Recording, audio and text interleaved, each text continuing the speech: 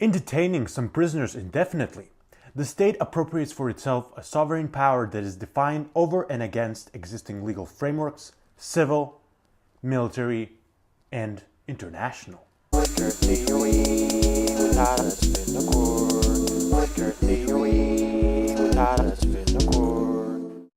Hello everyone, welcome to Flicker Theory Reviews. I'm your host, Tadas Vinokur.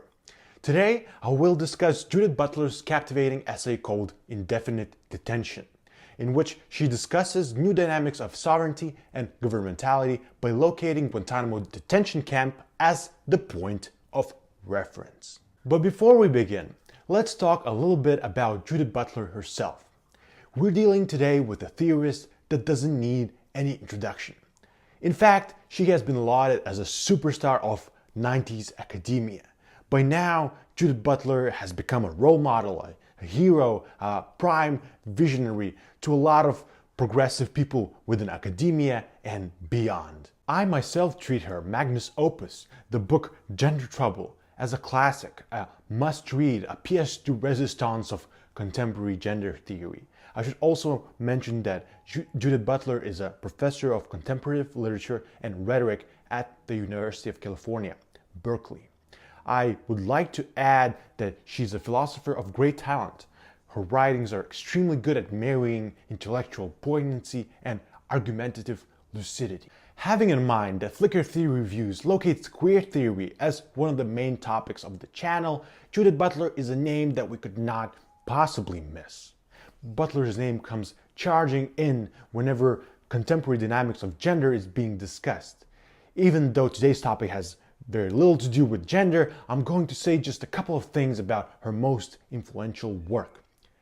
Gender Trouble. In Gender Trouble, Butler expands in some ways on what Foucault would call the deployment of alliance, the deployment of family as a nuclear reproductive unit within the society.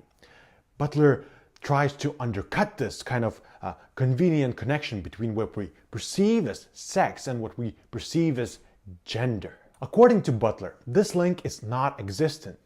Gender is something one builds, constructs, and cultivates.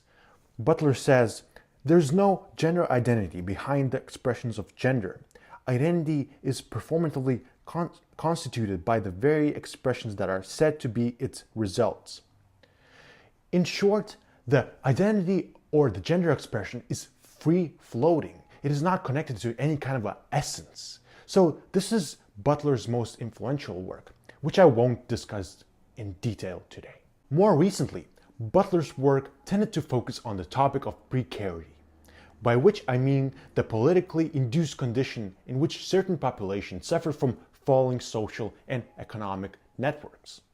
Consequently, today I'm going to be looking at one of her more recent essays that has to do with precarity and has actually really caught my attention. The name of the essay is Indefinite Detention, which appears in the 2004 book called Precarious Life.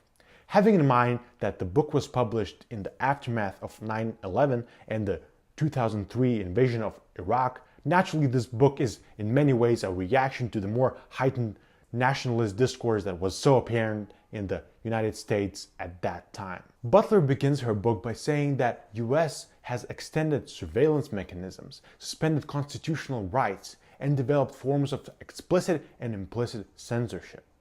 She argues that after the events of 9/11, US has failed to engage with the global community on a more humane, mindful level, and instead lapsed into a spasm of military violence and retribution, which in effect implies that US has declared a kind of an emergency.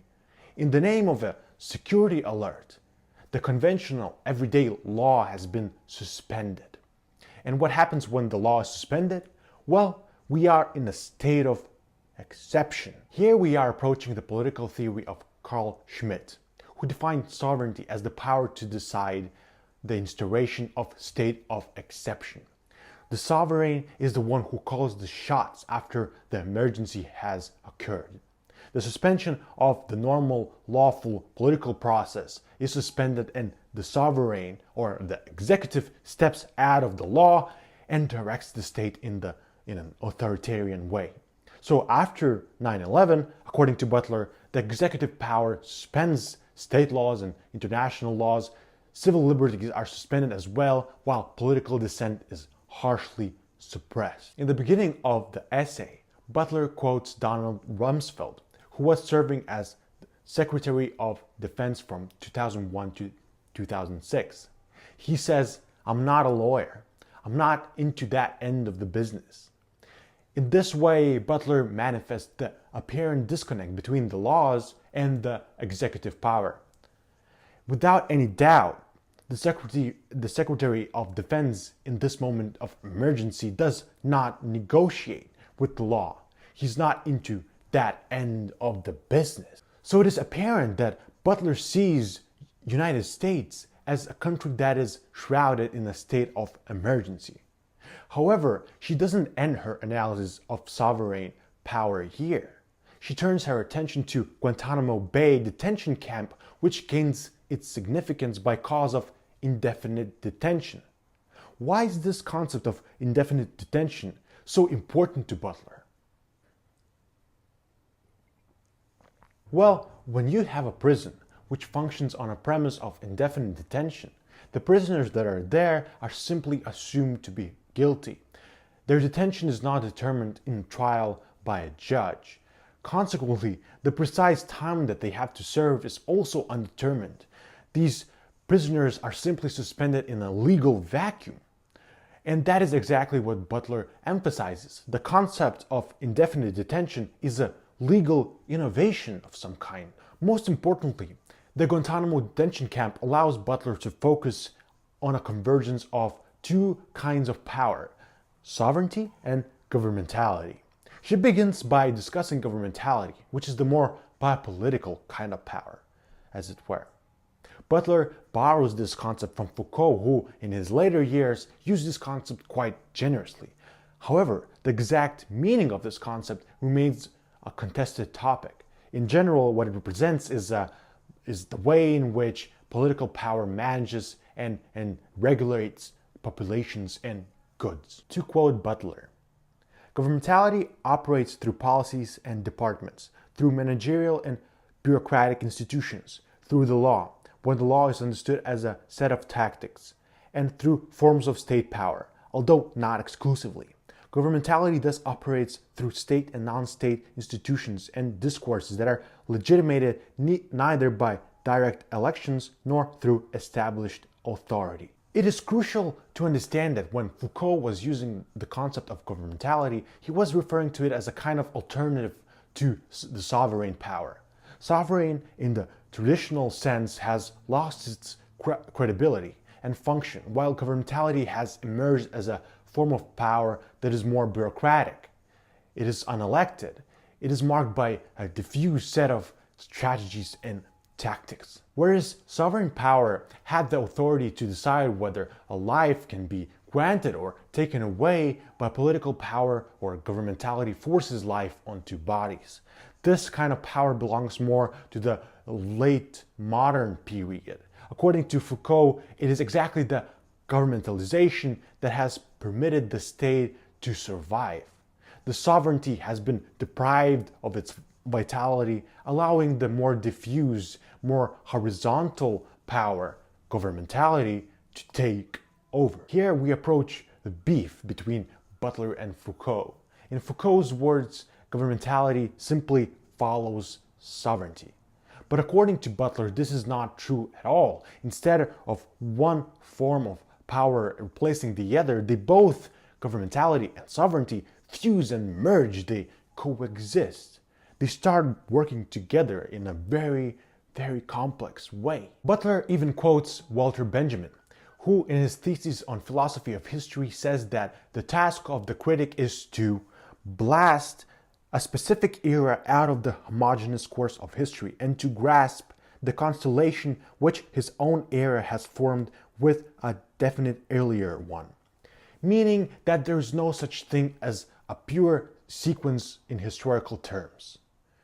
In the same way, governmentality did not just replace sovereignty. Sovereignty did not just vanish or evaporate. Instead, sovereignty carried on. It learned how to accompany new forms of power, such as Governmentality. If we are to understand Guantanamo detention camp as a material, tangible legal anomaly, we can see that this camp epitomizes the coexistence of sovereignty and governmentality.